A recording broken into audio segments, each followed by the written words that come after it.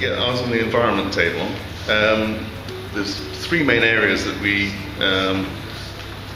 looked at. One was the rural environment and water quality, and it was very much a feeling that the statistics in the JSA didn't really capture the full picture.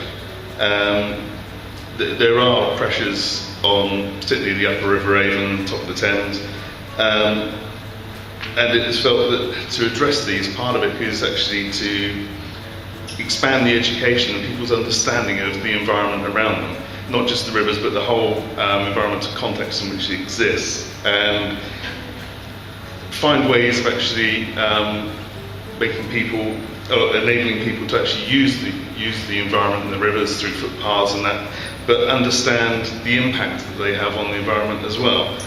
So we have issues with water extraction, and how aware people are that live within the community area about the impact of their own particular choices on the levels of river extraction, how that's dealt with and how we can arrange that. So it's very much felt that a group should be brought together of interested parties to promote the wider context and understanding within the community so that people can just see this impact that they have.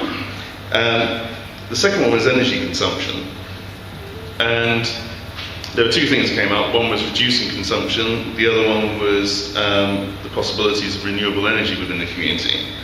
There was the sort of usual concerns about the impact on some renewable energy things, particularly wind turbines. If they came in the area, would they be appropriate to the context of the landscape, and what sort of impacts that would have? And also how planning laws relate to things like solar panels on listed buildings. But there's very much consensus on that we could do more on the area of reducing consumption.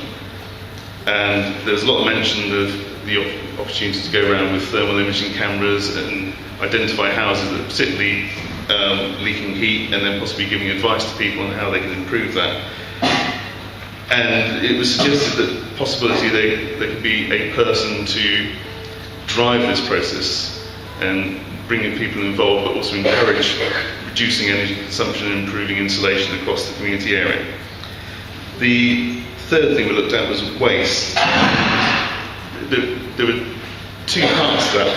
One, people is generally well received the current sort of options of recycling as it's been expanded across Wiltshire, but there's very much a feeling that there's still a lot of things in domestic waste, like yoghurt pots is a good example, where there was the option to they're recyclable, it can be dealt with, but it's not really an option for most people yet, and they'd like to see that expanded. And also for commercial waste, investigating further and improving the options to commercial organisations to participate more in recycling and have more of their waste recycled rather than end up in landfill.